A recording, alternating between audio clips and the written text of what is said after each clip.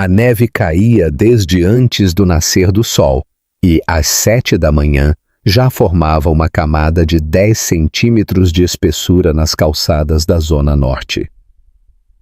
Emily Hartwell sentiu a neve antes mesmo de abrir os olhos. Ela a sentiu na dor atrás dos joelhos. A pressão familiar onde sua coluna havia sido reconstruída com hastes de titânio há 18 meses. O frio tinha um jeito de encontrar o metal em seu corpo, da mesma forma que um chaveiro encontra a fechadura com precisão, sem misericórdia. O ortopedista havia dito que essa sensação diminuiria com o tempo. Ela ainda estava esperando. Comeu metade de uma torrada em pé no balcão da cozinha, o que significa dizer que estava sentada em sua cadeira de rodas no balcão, uma mão agarrando a borda para se equilibrar, a outra levando o pão à boca, com a deliberação cuidadosa de uma mulher que aprendeu a medir cada movimento contra o custo de perdê-lo. 8 meses de gravidez, coluna de titânio, cadeira de rodas, 12 graus negativos lá fora. Ela olhou para a torrada. Olhou para a janela. A janela refletia a rua lá embaixo, branca e imóvel, já marcada com as primeiras pegadas de pessoas que tinham algum lugar para ir. Ela vestiu o casaco. Precisava sair. Essa era a total e honesta verdade. O apartamento havia se tornado um lugar onde o silêncio se acumulava como sedimento, camada após camada, até que ela pudesse sentir o peso dele pressionando as paredes. Ela precisava de um café que não tivesse feito, de uma mesa que não tivesse escolhido, de estranhos cujos olhos pudesse evitar. A ilusão, ao menos, de participar do mundo. O Arden Street Café ocupava o andar térreo de um edifício de arenito reformado a 3 quarteirões de seu prédio. Emily havia passado por ele 100 vezes antes do acidente e nunca havia entrado. Agora ela foi porque era o mais próximo, porque a rampa que ela havia confirmado pelo mapa de acessibilidade da cidade era real e não meramente teórica, e porque havia feito uma promessa a si mesma às 2 da manhã de que sairia do apartamento antes do meio-dia. A rampa era real. Isso já era alguma coisa. Também estava escorregadia com a neve compactada que a gerência do café ainda não havia tido tempo de salgar.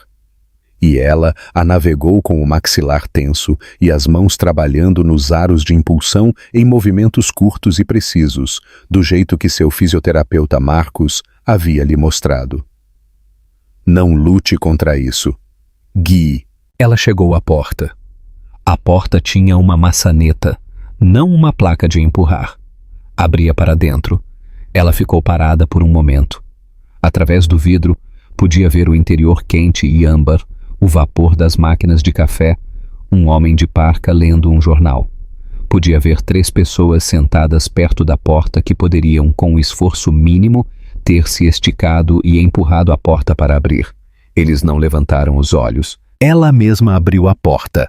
Exigiu travar uma roda contra a soleira e puxar com as 2 mãos, impedindo simultaneamente que a porta voltasse contra ela. Uma mulher com um cachecol amarelo desviou dela para sair, sem diminuir o passo, os olhos fixos em um ponto cerca de 1 metro acima da cabeça de Emily. A porta se fechou antes que Emily passasse completamente. Ela a segurou com o ombro. Entrou. O café estava quente e cheirava a expresso, canela e algo assando. Sob outras circunstâncias, ela teria exalado com prazer. Encontrou uma mesa vazia perto da janela, manobrou em direção a ela e descobriu que as cadeiras haviam sido empurradas de todos os lados pelos ocupantes anteriores, formando uma espécie de barricada acidental. Ela começou a movê-las. Um jovem na mesa ao lado a observou fazer isso com uma expressão de interesse leve e distante, como se estivesse observando um evento climático ligeiramente incomum. Ela se sentou. Ela esperou. A garçonete, uma jovem com o cabelo num rabo de cavalo alto, passou por sua mesa 3 vezes nos 6 minutos seguintes. Na primeira vez, Parecia estar olhando para algo na parede oposta. Na segunda vez, estava escrevendo algo em um pequeno bloco de notas. Na terceira vez, olhou diretamente para Emily por meio segundo antes de redirecionar sua atenção para a mesa atrás dela, onde um casal com coletes de lã combinando deliberava entre um cortado e um macchiato com a gravidade de negociadores de tratados. Emily não era nova nisso. Nos meses desde o acidente, ela havia catalogado suas muitas variedades. O ato de ignorância, a indiferença passiva, a desatenção alegre, a crueldade particular do olhar que registra e então escolhe não registrar. Ela havia aprendido, da mesma forma que se aprende uma língua estrangeira por imersão total, que usuários de cadeira de rodas ocupavam uma espécie de espaço liminar social.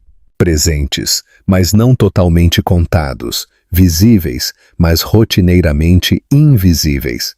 Ela alcançou o pequeno cardápio plastificado que havia sido colocado no centro da mesa, esticando-se pela distância. Seu cotovelo esbarrou no copo de água cortesia que aparentemente havia sido colocado lá antes de ela chegar. Ele tombou. Caiu. Bateu no chão de madeira e estilhaçou com um som claro e agudo que ecoou pelo café, como os sons fazem em espaços onde todos têm o cuidado de não fazer nenhum. Todas as cabeças se viraram nos 4 segundos que se seguiram, e ela as contou distantemente, do jeito que se conta depois de um raio. Nenhuma pessoa se moveu. O casal com os coletes de lã combinando olhou para ela brevemente e depois um para o outro. O homem com o jornal abaixou-o 1 centímetro. A garçonete apareceu de algum lugar perto da máquina de expresso e olhou para o vidro quebrado com uma expressão entre irritada e resignada. Ela pegou um pequeno rádio comunicador e disse algo nele. Um ajudante de garçom apareceu. Ninguém falou com Emily. Ninguém perguntou se ela estava bem. O ajudante limpou o vidro com uma pá de lixo e desapareceu. A garçonete voltou para o casal de lã. O homem levantou seu jornal. Emily ficou muito quieta com as mãos cruzadas no colo e olhou para a janela e para a neve lá fora, que ainda caía daquela maneira paciente e indiferente que a neve cai, cobrindo tudo igualmente. Ela não ia chorar. Havia feito essa promessa a si mesma também, junto com aquela de sair do apartamento. Já havia chorado o suficiente em quartos de hospital e no banco de trás do carro do irmão, enquanto ele a levava para consultas, e em seu apartamento às 2 da manhã, quando o silêncio atingia uma densidade verdadeiramente extraordinária. Ela tinha 31 anos e estava grávida de 8 meses de um bebê, cujo pai havia dito, quando ela ligou para contar sobre o acidente, que achava que ambos sabiam que aquilo não estava dando certo. Ela não ia chorar no Arden Street Café. Já havia sobrevivido a manhãs mais difíceis do que esta.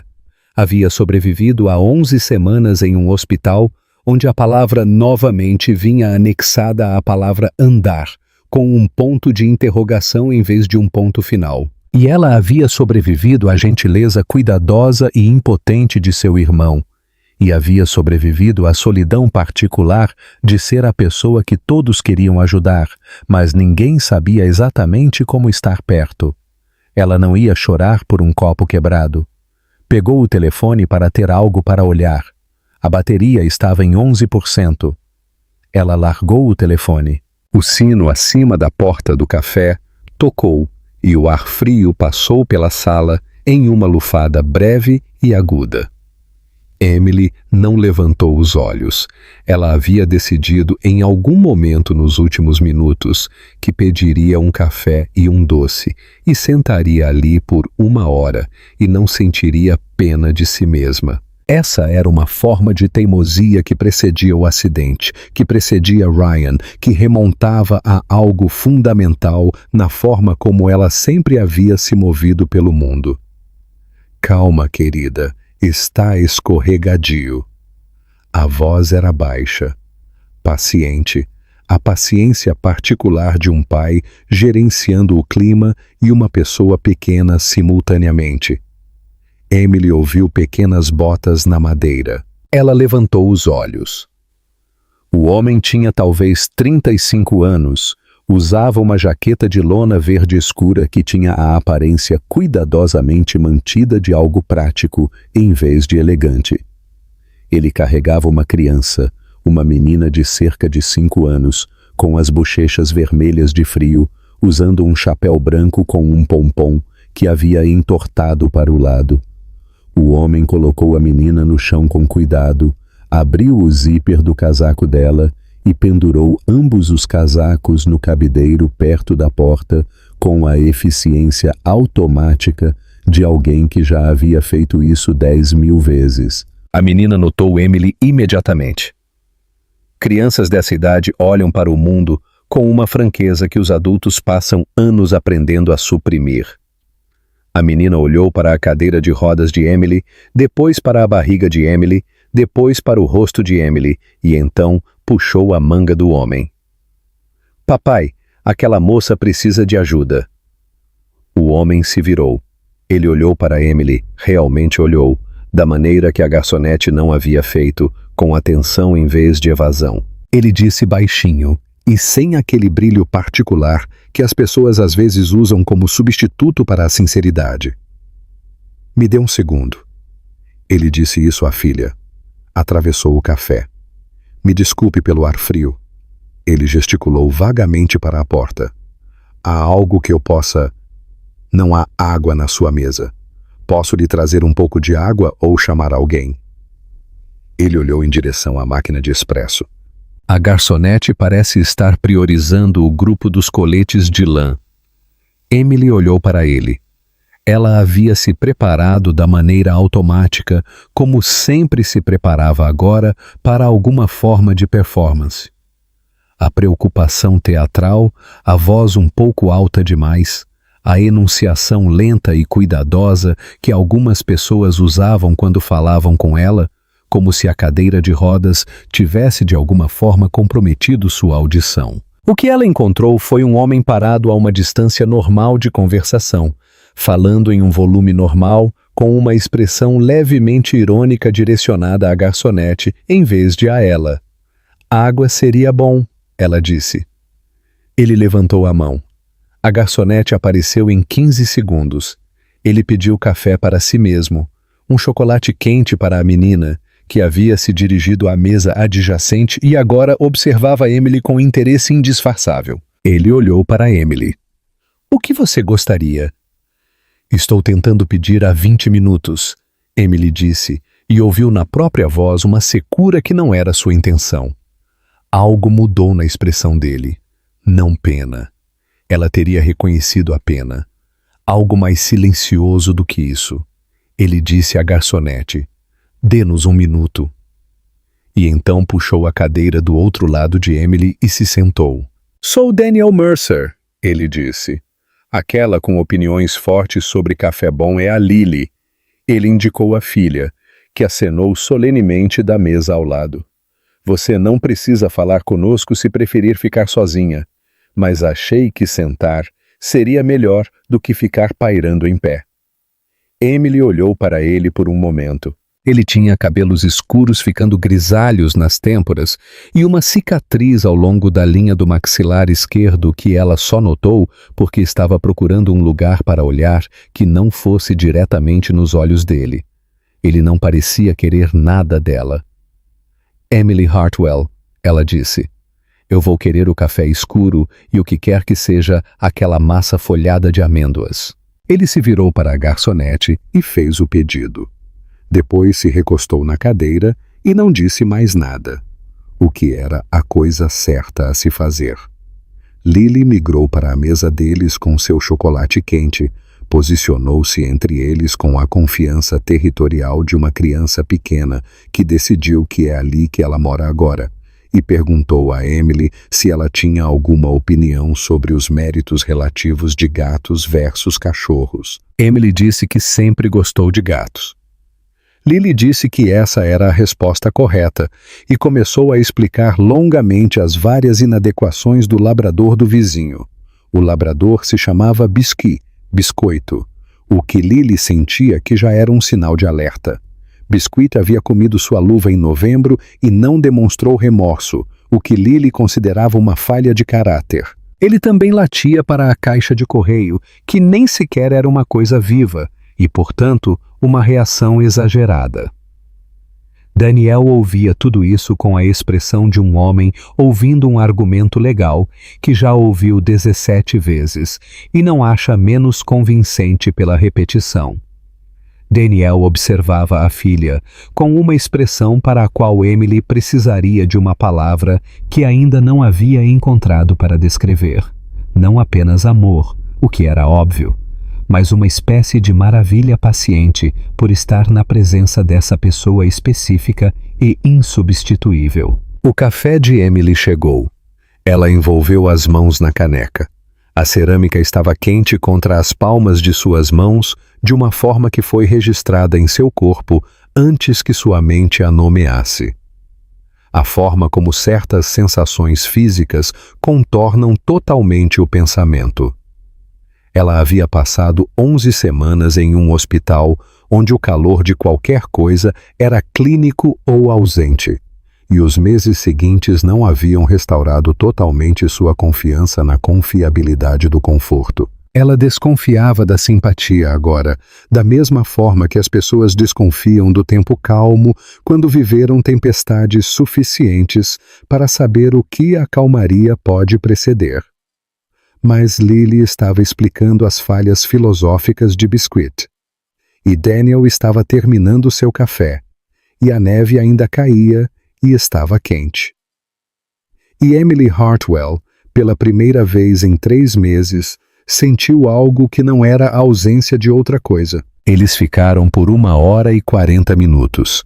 Lily adormeceu na cadeira perto do fim, tombando de lado contra o braço de Daniel como um pequeno barco ficando sem vento, e Daniel se acomodou para acomodá-la sem interromper a conversa. Foi o tipo de conversa que se move em 2 direções ao mesmo tempo. A corrente superficial, que eram as teorias de Lily sobre o labrador do vizinho e as experiências de vida de vários animais que ela havia conhecido, e o melhor sabor de chocolate quente, original, não de menta, ela tinha opiniões fortes sobre isso. E a correnteza profunda, que era a conversa que Emily e Daniel estavam tendo por cima de tudo isso no espaço silencioso que se abria quando Lily pausava para respirar. Ele não perguntou diretamente sobre a cadeira de rodas. Ela descobriu, para sua própria surpresa, que contou a ele de qualquer maneira. 18 meses atrás, ela disse, eu estava atravessando a Dearborn à noite. O sinal estava aberto para mim. O motorista avançou o sinal vermelho. Ela olhou para a caneca. Fiquei no hospital por 11 semanas. Disseram que eu não andaria de novo. Ainda estou tentando provar que eles estão errados, mas... Ela deu de ombros, o que era um tipo de sentença em si. Sua filha? Ele perguntou. Cuidadoso. Ela foi... Eu descobri depois do hospital. Ela fez uma pausa. O pai dela foi embora quando soube do acidente. Ele já estava procurando a porta de saída. Acho que o bebê deu a ele um motivo para usá-la. Daniel não disse nada por um momento. Ele estava olhando para a janela. Então ele disse, sinto muito, por ambas as coisas. E quanto a você? Emily perguntou, não para desviar o assunto. Ela estava genuinamente perguntando. Ele contou a ela. Sua esposa, Claire, havia morrido em um acidente de carro há 2 anos, uma colisão na rodovia no final do outono. Um caminhão com freios defeituosos em uma estrada escorregadia pela chuva. Ele estava no trabalho. Lily estava na creche. Claire estava voltando de uma conferência em Milwaukee e nunca chegou. Ele estava prestes a largar o emprego na empresa de engenharia estrutural e abrir seu próprio escritório. Em vez disso, tirou uma licença que se tornou uma renúncia, que se tornou uma reconfiguração completa de sua vida.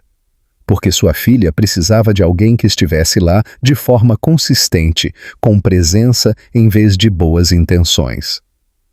Ele trabalhava agora como consultor estrutural autônomo, em grande parte remotamente, ocasionalmente no local, o que lhe dava o tipo de horário que lhe permitia levar Lily para a escola e buscá-la e trazê-la para cafés nas manhãs de sábado com neve. Você sente falta da empresa?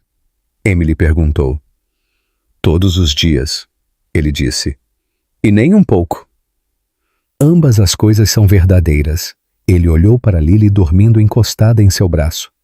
Ela é tudo, não sei dizer de outra forma. Quando eles finalmente saíram, Daniel carregando Lily, que acordou apenas o suficiente para confirmar que Emily ainda era a resposta correta sobre gatos, ele parou na porta e se virou. Se você precisar de alguma coisa, ele disse. Praticamente. Eu sou bom com coisas práticas. Ele tirou um cartão de visita do bolso da jaqueta e o colocou na mesa mais próxima, já que seus braços estavam ocupados. Sem obrigação. Apenas a oferta está de pé. Emily pegou o cartão depois que eles saíram. Daniel Mercer, consultor estrutural, abaixo do número em tinta escrita à mão que alguém havia adicionado mais tarde. Também bom em pedidos de café. Ela olhou para o cartão por um momento.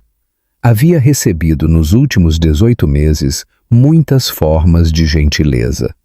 A maioria delas tinha a qualidade de uma transação, a gentileza dada em troca do sentimento caloroso de tê-la dado. O contato visual mantido apenas o tempo suficiente para confirmar que o doador havia sido visto sendo gentil. Ela havia aprendido a não se ressentir disso. Era humano, e os humanos estavam, em sua maioria, tentando. Mas isso também significava que ela havia parado de esperar pelo outro tipo, o tipo que simplesmente existia sem exigir nada em troca. Ela colocou o cartão no bolso do casaco. Terminou o café. Foi de cadeira de rodas para casa através da neve, que estava começando a diminuir, e descobriu que o silêncio em seu apartamento era, pela primeira vez em muito tempo, meramente silêncio, em vez de algo mais pesado. Doanh nghiệp hạn chế dung lượng trong một lần xuất văn bản. Tôi đã dịch hơn 1/3 câu chuyện. Dưới đây là phần tiếp theo của bản dịch. A entrevista de emprego na Callaway Communications foi em uma terça-feira de fevereiro, e Emily se preparou para ela com a minúcia que outrora aplicara ao jornalismo de fato, pesquisando a produção da empresa, preparando respostas para perguntas prováveis, escolhendo roupas que dissessem capaz e profissional, sem a camada adicional de comentários que ela estava cada vez mais ciente de que sua presença física fornecia. Ela chegou 12 minutos adiantada. A entrada acessível do prédio, que ela havia confirmado por telefone, era por um beco lateral que exigia navegar por um trecho de calçada que a manutenção aparentemente decidira não ser de sua responsabilidade. Ela conseguiu entrar com as rodas molhadas e uma expressão serena. A entrevista durou 22 minutos. O entrevistador, um homem chamado Griffin, que tinha a maneira cuidadosa e atenciosa de alguém que estava muito ciente das dimensões legais da conversa, perguntou sobre sua experiência, sua disponibilidade e se ela tinha alguma necessidade que o ambiente do escritório precisaria acomodar. Ele usou a frase, nossa situação atual de recursos, 3 vezes. Ele disse que entrariam em contato. Seu aperto de mão foi breve e definitivo. Eles não entraram em contato. Ela voltou para casa para um apartamento que estava a 12 graus Celsius, 54 graus Fahrenheit, porque o radiador havia desenvolvido uma opinião sobre sua própria carga de trabalho e decidido expressá-la através de uma greve industrial. Ela ligou para o gerente do prédio. Caiu na caixa postal. Ela ligou de novo.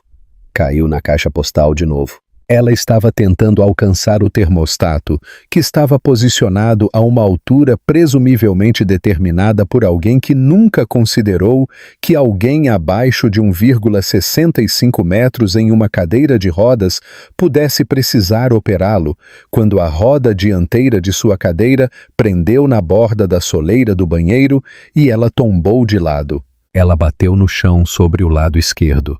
A cadeira caiu em cima dela, um dos apoios de braço acertando seu ombro. Ela ficou deitada no chão e avaliou a situação, o que era seu hábito: avaliar antes de reagir. Um princípio que ela havia incutido em si mesma nas primeiras semanas de reabilitação, quando o pânico era a única resposta razoável para tudo, e o pânico era a única coisa que ela não podia se dar ao luxo de ter. Bebê, ok. Ombro contundido, não quebrado. Ela não conseguia se levantar. Havia tentado, recalculado e tentado novamente. E a aritmética não estava funcionando. O chão estava frio. Seu telefone estava no balcão da cozinha. Ela se arrastou até a cozinha. Pegou o telefone. Olhou para ele por um longo tempo. Ligou para o irmão primeiro. Caiu na caixa postal. Ligou para a mãe. Chamou 3 vezes e depois uma mensagem de caixa postal em uma voz que era calorosa e familiar, e pertencia a uma mulher que havia lhe dito, quando ela anunciou a gravidez, que ela precisava pensar sobre que tipo de mensagem Emily queria enviar à família com essa escolha. Emily olhou para o cartão de visita que estava preso em sua geladeira com um ímã de um consultório odontológico nas últimas 6 semanas. Ela ligou para Daniel Mercer. Ele atendeu no segundo toque. Ela disse: "É a Emily Hartwell. Peço desculpas por ligar tarde. Eu caí e não consigo me levantar." Ela se ouviu dizer isso e sentiu um reconhecimento mordaz distante de que esse era exatamente o tipo de frase que ela outrora, em outra vida, acharia sombriamente engraçada. Ele disse: "Estou indo. Você está machucada?" Ombro e dignidade. "Vou levar a Lily se não se importa. Ela está dormindo. Não vou acordá-la." "Tudo bem." Ele chegou lá em 23 minutos. Ela sabia porque contou. Ele chegou carregando uma Lily adormecida em um ombro e uma bolsa de lona no outro, e entrou no prédio sozinho. Ela o havia liberado pelo interfone e, quando abriu a porta, ele absorveu a cena e não disse nada além de ok, em um tom que era inteiramente prático. E então ele colocou Lily cuidadosamente no sofá e atravessou a sala até onde Emily estava sentada no chão da cozinha, com as costas contra os armários.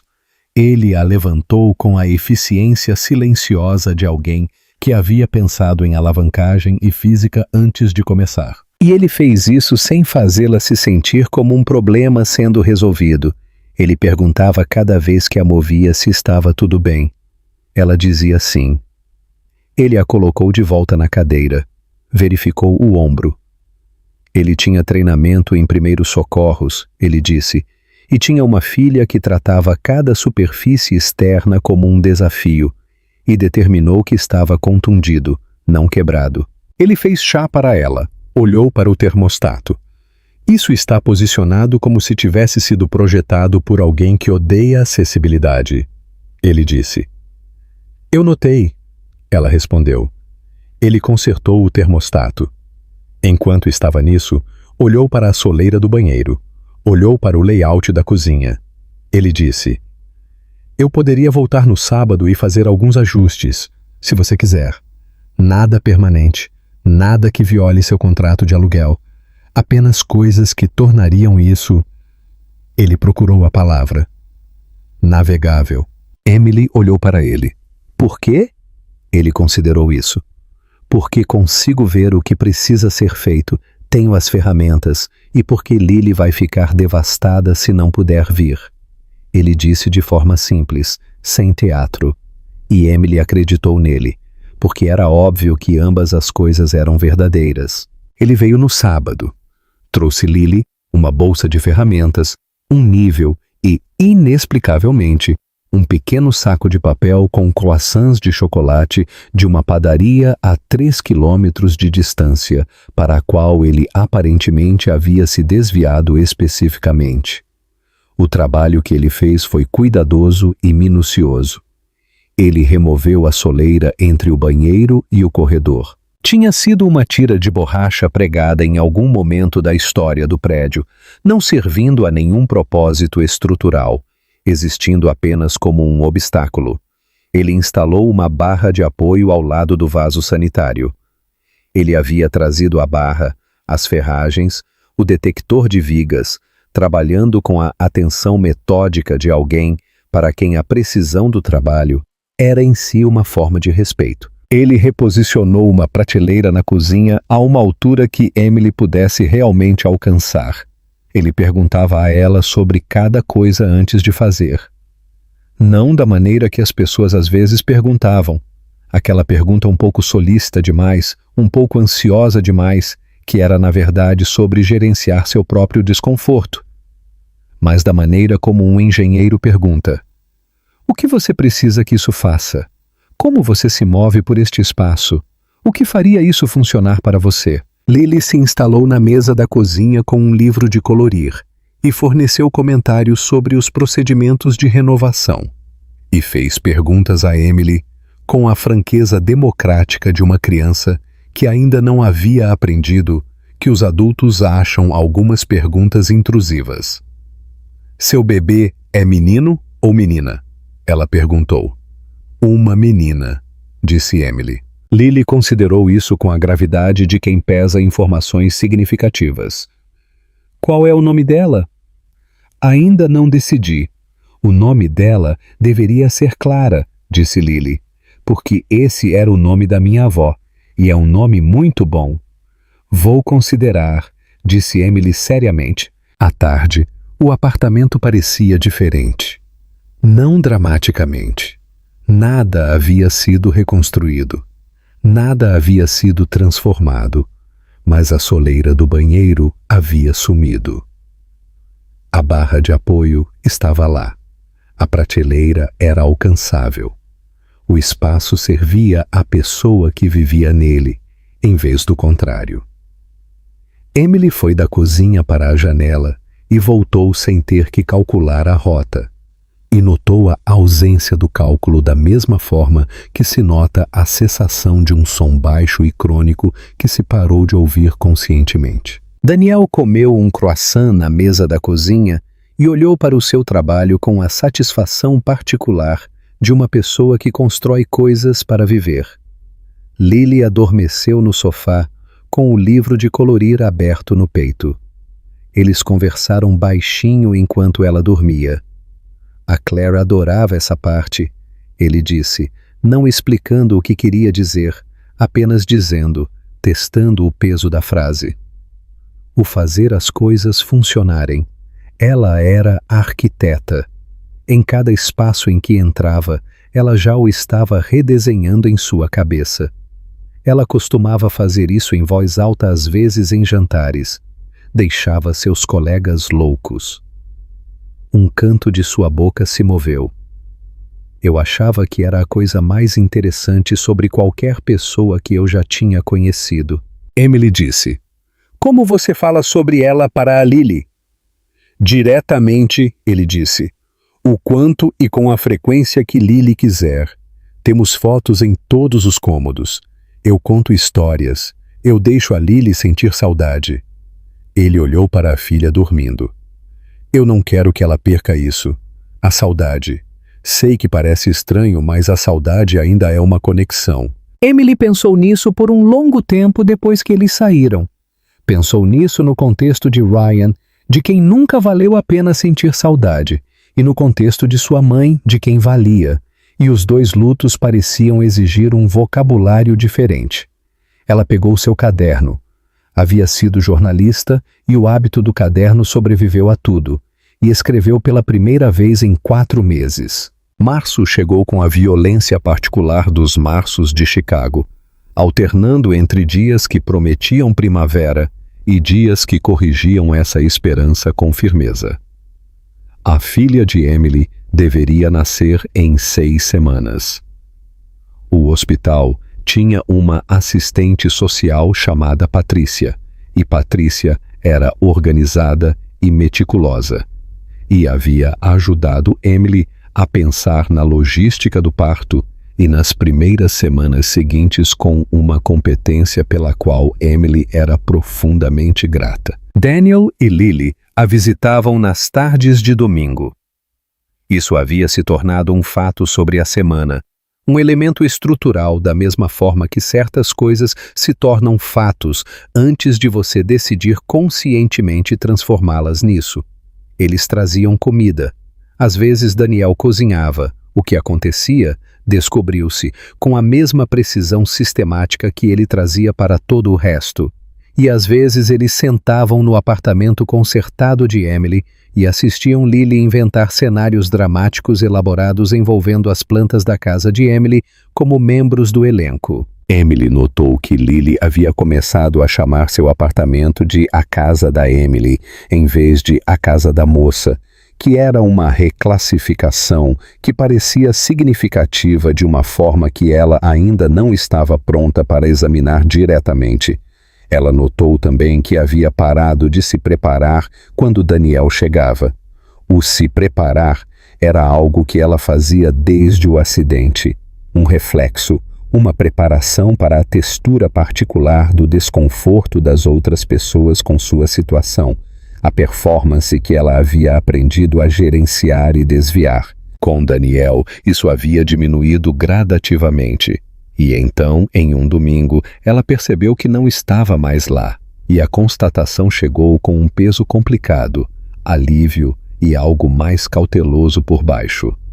Ela revirou a parte cautelosa em sua mente da maneira como se vira uma pedra para ver o que vive debaixo dela. E o que ela encontrou não foi exatamente medo, mas a memória de confiar em seu próprio julgamento sobre as pessoas, que era algo que os últimos 2 anos não haviam feito muito para reforçar. Ela estava trabalhando nisso. Ela achava que ela e Daniel estavam, de maneiras diferentes, ambos trabalhando no mesmo problema geral. Como deixar o futuro ser maior que o passado, sem fingir que o passado era menor do que foi. Ela estava andando agora há alguns dias, ou melhor, estava se movendo com muletas de antebraço para distâncias curtas, o que não era a mesma coisa que andar, mas era algo que seu corpo não conseguia fazer há 11 meses atrás, e ela não considerava isso pouca coisa. A cadeira de rodas continuava sendo a opção mais confiável para qualquer distância. Ambas as coisas eram verdade. Daniel a viu usar as muletas pela primeira vez em uma quarta-feira. Ele havia passado lá para verificar a barra de apoio. Ela havia se deslocado um pouco. Ele notou no domingo e isso estava o incomodando, e ela atendeu a porta de pé. Ele não disse nada. Entrou. Verificou a barra, apertou, testou. Então ele se levantou de perto da parede, olhou para ela e disse: "É um bom trabalho. Não parabéns. Não admiração, apenas reconhecimento, da mesma forma que um construtor reconhece a conquista de outro." Era, Emily pensou, exatamente a coisa certa. Lily tinha opiniões sobre o quarto do bebê. Ela as expressava com a franqueza de uma consultora que foi contratada com base em conhecimento especializado. As paredes, ela determinou, deveriam ser amarelo claro. O móvel deveria ter pássaros em vez de estrelas. Deveria haver um tapete macio, porque os bebês precisavam de maciez. Daniel traduziu essas recomendações em materiais e uma tarde de trabalho, enquanto Lily supervisionava com seu livro de colorir no colo. "Você não precisa fazer tudo isso", disse Emily. Ele parou com um pincel na mão. Ele pensou sobre isso do jeito que pensava sobre as coisas. De fato, totalmente. Ele olhou rapidamente para Lily, que estava determinando se o amarelo era suficientemente amarelo. Nenhum de nós dois. Ele abaixou o pincel e virou-se para olhá-la diretamente. E não havia nada naquilo, exceto honestidade. O tipo que não requer decoração. "Você não é uma obrigação, Emily. Você é alguém de quem gostamos. Essas são coisas completamente diferentes. Ele pegou o pincel de volta. O amarelo está ótimo. Ele disse a Lily, que começara a parecer incerta. Lily aceitou esse veredito. Emily largou o caderno e olhou para o quarto que estava se tornando, em pequenos incrementos, o quarto para o qual um bebê voltaria para casa. O amarelo claro, os pássaros no móbile, que levou 40 minutos para Daniel montar corretamente e que Lily havia supervisionado com o foco de um controlador de tráfego aéreo. O tapete macio, que fora compra de Emily. Ela o encontrara online às 2 da manhã, encomendara-o e sentira algo que só agora identificava como prazer na escolha. Do lado de fora da janela, Março havia decidido, ao menos por aquela tarde, ser generoso. A batida na porta veio em uma noite de quinta-feira, quando Daniel não estava lá. Foi forte e confiante, a batida de alguém que não estava pedindo permissão. Emily foi até a porta de cadeira de rodas, olhou pelo olho mágico e sentiu um frio que não tinha nada a ver com a temperatura. Ryan Caldwell tinha 34 anos, 1,80 metros de altura e usava um casaco que era significativamente mais caro do que qualquer outra coisa no corredor. Ele tinha um rosto que ainda era registrado como atraente à primeira vista e que levava mais tempo para se ver além dele do que deveria. Emily o conhecia há 2 anos e estava com ele há 18 meses antes do acidente, e sempre havia uma qualidade em sua atenção, focada, brilhante, um pouco ciente demais de seu próprio efeito, que ela havia achado cativante, depois exaustiva e então perigosa. Ela não abriu a porta. "Eu sei que você está aí, hein?" ele disse. A voz dele carregava a autoridade casual particular de alguém que não esperava ser deixado esperando. "Eu posso ver você pelo olho mágico", ela disse. "Abra a porta. Precisamos conversar sobre o bebê." "Ligue para a minha advogada", disse Emily. A advogada foi uma indicação de Patrícia, uma mulher chamada doutora Sandra Oaks, que trabalhava em direito de família e estava ajudando Emily a documentar o que pudesse ser documentado. Não estou aqui para brigar. Estou aqui porque tenho direitos. A voz dele havia mudado ligeiramente, ainda controlada, mas com algo por baixo que ela reconheceu. Ela havia aprendido a reconhecê-lo. Nossa filha tem direitos ao pai dela, ao nome dele, ao que eu posso fornecer. Uma pausa. O que exatamente você está fornecendo, Emily? Pense nisso. Ela ligou para Daniel depois que Ryan saiu. Ela lhe contou o que havia acontecido sem emoção e em ordem, da maneira que estava aprendendo a contar as coisas. Ele ouviu sem interromper. Quando ela terminou, ele disse: "Você documentou isso? A visita?" "Tem uma câmera no corredor. Não fui eu que instalei. O prédio instalou depois de um arrombamento no ano passado. O zelador pode puxar as imagens." "Bom, certifique-se de que Sandra saiba sobre esta visita antes que ele tenha tempo de moldar a narrativa." Ele fez uma pausa. "Você está bem?" Ela considerou a resposta honesta. "Não tenho medo dele da maneira que costumava ter", ela disse finalmente. "Acho que isso é diferente de estar bem." Houve algo na resposta dele, uma qualidade de firmeza, não exatamente tranquilização, mas presença, na qual ela vinha tentando não confiar e pela qual agora ela estava de pé em seu apartamento, com 8 meses de gravidez e o eco da voz de Ryan no corredor inteiramente grata. Daniel não havia dito nada a Emily sobre isso. Ele ainda estava decidindo, da maneira precisa e metódica como decidia as coisas, se dizer isso ajudaria ou se era algo que precisava ser resolvido primeiro. 3 semanas após o aparecimento de Ryan na porta de Emily, Daniel dirigiu até o Tribunal do Condado de Cook e solicitou os registros públicos de acidentes da colisão que havia matado Claire. Ele havia feito isso antes, Uma vez, 6 meses após a morte dela, quando ainda estava na fase bruta em que olhar diretamente para os fatos parecia a única maneira de confirmar que a realidade era realmente real.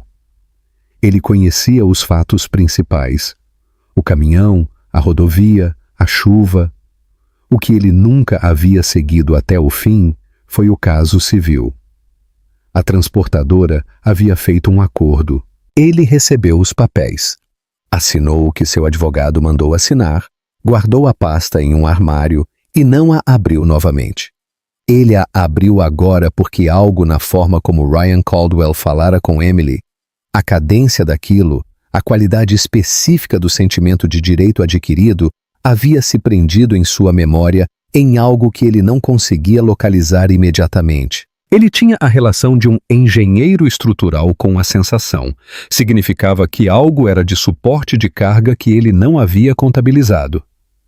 A seguradora da transportadora no momento do acidente de Claire havia sido o Meridian Casualty Group.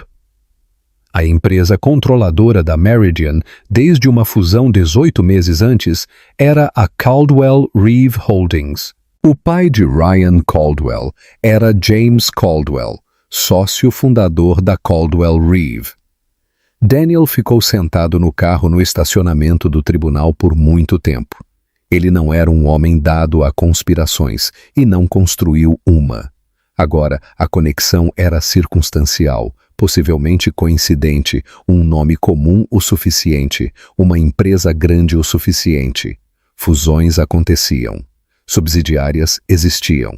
O caminho da empresa do pai de Ryan Caldwell até a falha nos freios do motorista do caminhão em uma rodovia de Milwaukee era longo e teórico, e poderia muito bem não ser caminho nenhum.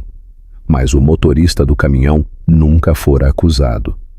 O acordo incluía uma cláusula de confidencialidade que seu advogado, na época, recomendara que ele assinasse porque era o padrão, e ele não estava em condições de lutar. Ele não estava em condições de perguntar por que um acordo tão grande exigia silêncio.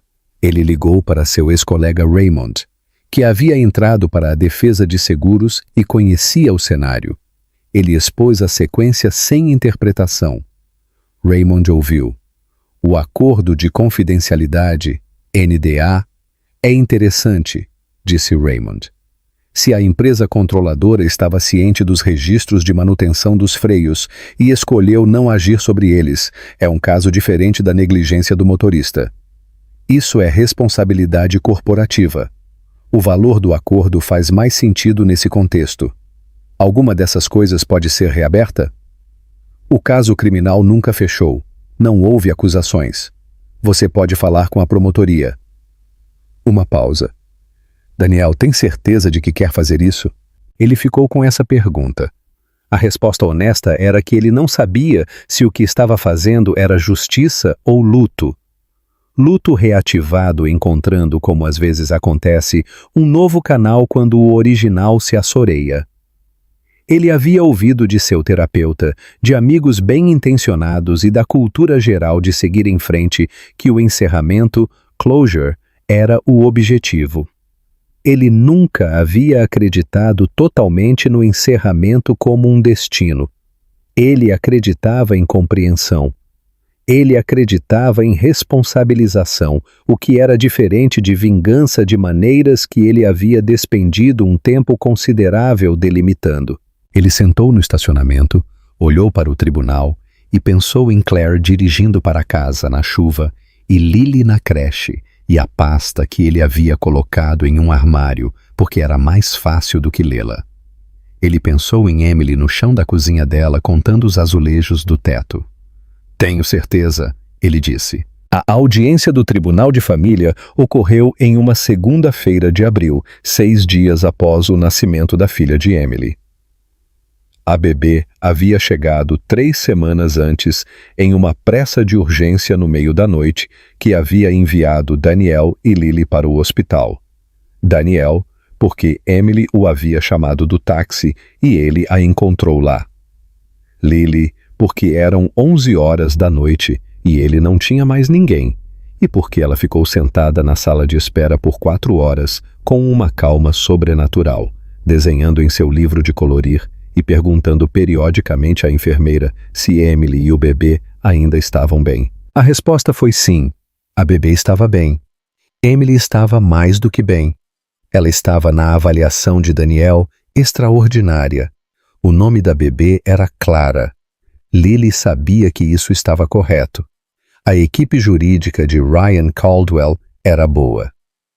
O advogado, um homem chamado Forsythe, que tinha a maneira suave e sem pressa de alguém acostumado a vencer por desgaste, argumentou que seu cliente havia demonstrado intenção consistente de participar da vida da criança. Que as circunstâncias de Emily levantavam questões genuínas sobre sua capacidade de fornecer cuidados estáveis e que o tribunal tinha a obrigação de considerar os interesses de longo prazo da criança em vez das preferências de curto prazo de uma mãe cuja situação era, ele escolheu a palavra com cuidado, incerta. Sandra Oaks se levantou. Ela era 15 centímetros mais baixa que Forsythe e 30 anos mais nova. E ela tinha, Daniel pensou, a qualidade particular de uma pessoa que passou muito tempo ouvindo pessoas como Forsythe e achou a experiência instrutiva. Ela expôs a rede de apoio de Emily, sua moradia agora acessível e estável, sua renda. Ela havia começado a escrever como freelancer 3 semanas antes do nascimento de Clara, com 2 contratos já assinados. A documentação médica de sua reabilitação, que descrevia no vocabulário clínico da fisioterapia como era a trajetória de sua recuperação. Ela observou que Emily havia, nos 8 meses de gravidez, comparecido a todas as consultas médicas, concluído todos os programas de terapia recomendados e organizado uma estrutura de apoio para as primeiras semanas de cuidado de Clara. Então, ela abordou a intenção consistente de participar de Ryan Caldwell. A câmera de segurança do prédio havia registrado sua aparição à porta de Emily. O tom dele e a natureza específica de seus comentários, documentados no depoimento juramentado de Emily e corroborados pela gravação, formavam um padrão que Sandra descreveu com a linguagem medida de quem sabia que a precisão era mais eficaz que o calor. A expressão de Ryan do outro lado da mesa tinha a qualidade de quem assumira um nível de controle sobre a situação que apenas agora descobria não ter. A juíza, uma mulher com 20 anos na bancada de família e uma expressão de atenção ponderada que não revelava nada, fez várias perguntas precisas. Ela perguntou sobre o relacionamento anterior de Ryan com Emily durante a gravidez antes dos procedimentos legais. Ela perguntou sobre a visita ao apartamento. Ela perguntou diretamente a Ryan por que ele havia esperado até o 3º trimestre de Emily para afirmar seu interesse no bem-estar da criança. Ryan respondeu. Seu advogado respondeu em seu nome em alguns casos. A juíza ouviu. O tribunal ordenou um acordo de visitação supervisionada pendente de uma avaliação completa de custódia. O advogado de Ryan objetou. A juíza anotou a objeção e seguiu em frente. A avaliação levaria 60 dias. Todos os direitos parentais não estavam sendo concedidos neste momento. No corredor depois, Ryan olhou para Emily com uma expressão que ela reconheceu. O recalcular de alguém que perdeu essa rodada e já está calculando a próxima. Ela enfrentou isso com uma firmeza que a surpreendeu um pouco. Isso não acabou, ele disse. Eu sei, disse Emily. Nem eu. Clara estava com 6 semanas no primeiro dia real da primavera, que chegou a Chicago com a extravagância abrupta de uma cidade que estava esperando por muito tempo e pretendia aproveitar ao máximo. As árvores na rua Arden estavam produzindo suas primeiras folhas, pequenas e improvavelmente verdes, aquele verde particular das coisas que sobreviveram a algo. Emily estava trabalhando de seu apartamento. 2 contratos de freelancer, Um deles um longo ensaio sobre acessibilidade urbana para uma revista de arquitetura que havia emergido de uma conversa com Daniel e assumido vida própria. Ela era boa. Ela sempre havia sido boa. E os 8 meses não haviam mudado isso, e havia uma satisfação silenciosa particular em reconfirmar isso. Seu pai havia ligado na semana seguinte à audiência. Eles não se falavam há 4 meses. A conversa havia sido breve e imperfeita, e havia terminado com a voz dele fazendo algo que as vozes fazem quando as pessoas estão tentando não se desculpar de uma forma que exigiria reconhecer especificamente pelo que estão se desculpando. Emily havia o deixado tentar. Ela lhe contou sobre Clara. Ela lhe disse que ele poderia visitar no verão se quisesse. Ele disse que queria. O encaminhamento criminal que Daniel havia arquivado na promotoria estava sob revisão. A questão do acordo de confidencialidade era complexa. Havia advogados envolvidos. Havia registros sendo intimados. Havia um processo que levaria tempo. Raymond havia dito 6 meses, talvez 1 ano antes de qualquer coisa formal. Daniel disse, ok. Ele era um homem paciente e havia aprendido nos últimos 2 anos a diferença entre esperar e não fazer nada. Numa manhã de sábado em maio, os 4 foram ao Arden Street Café. Foi sugestão de Emily. Daniel havia levantado uma sobrancelha ligeiramente quando ela propôs, e ela disse, eu quero voltar. Eu quero que signifique algo diferente. Ele disse ok, da maneira como dizia ok, quando entendia o que ela realmente queria dizer. A rampa havia sido salgada. Havia uma placa de empurrar na porta agora. O café havia aparentemente passado por algumas modificações nos últimos meses, embora Emily não soubesse os detalhes e não perguntasse. A porta abriu suavemente. O café estava quente, cheirava a expresso e canela. Lily foi imediatamente para a melhor mesa, perto da janela, e a declarou garantida. Um garçom, não a mesma, um jovem com óculos de aro de arame, aproximou-se antes mesmo de eles se acomodarem. Bom dia! O que posso trazer para vocês? Emily fez seu pedido. Ele anotou. Ele olhou para Clara no canguru que Emily usava contra o peito e disse, com o calor direto de alguém que achava bebês genuinamente encantadores em vez de obrigatoriamente. Ela é linda. Ela sabe disso, disse Daniel, e Lily riu. Foi uma risada que encheu o café da maneira que as risadas das crianças fazem, sem constrangimento, com total entrega, da maneira como as crianças fazem a maioria das coisas antes de aprenderem a ser cuidadosas sobre a quantidade de espaço que ocupam. Eles se sentaram à luz da manhã com seus cafés e o chocolate quente de Lily e Clara dormindo no peito de Emily. E a conversa foi do tipo que não se anuncia. Sobre o ensaio de arquitetura, sobre um projeto estrutural que Daniel acabara de aceitar que o levaria a Milwaukee 2 vezes no mês seguinte, sobre se a mesa da janela era a melhor mesa objetivamente ou apenas a melhor mesa disponível.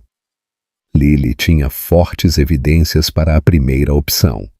A neve de fevereiro era uma abstração agora, uma distância medida em meses. Em algum momento, Daniel se esticou sobre a mesa e moveu o prato vazio de massa para o lado, e ao fazer isso, sua mão descansou brevemente ao lado da de Emily. Ele não pegou a mão dela, mas não se afastou. Ela olhou para ele e ele olhou para ela, e havia uma qualidade no silêncio que ambos, ela pensou, entendiam sem precisar resolvê-lo ainda. Algumas coisas não haviam acabado. A avaliação de custódia, o processo da promotoria, a capacidade de Ryan de causar danos, os meses de reabilitação ainda pela frente. A questão de andar genuinamente sem assistência, que permanecia teórica e em direção à qual ela se movia com a mesma atenção diária constante que havia trazido a todo o resto. Mas isso também era verdade. Lily estava desenhando em um guardanapo com uma caneta azul, a língua no canto da boca em concentração. Clara dormia com a fé absoluta de uma criança de que a pessoa que a segurava continuaria a fazê-lo. O café estava bom. A janela abrigava a rua, as árvores, o particular verde improvável da primavera numa cidade que ficara fria por muito tempo. Emily Hartwell havia entrado neste café 7 meses atrás e sido invisível. Ela não era invisível agora. Ela estava, de fato, exatamente onde estava, numa mesa à janela à luz quente, cercada por pessoas que haviam escolhido vê-la completamente sem reservas, sem o cálculo social de conveniência, e que haviam, ao ver, se tornado o tipo de coisa que não pode ser explicada por nenhuma palavra única, embora as palavras família, lar e começo todas se movessem nessa direção. Ela bebeu seu café. Lá fora, a rua seguia de forma ordinária, cheia de pessoas se movendo por suas vidas com seus próprios pesos invisíveis.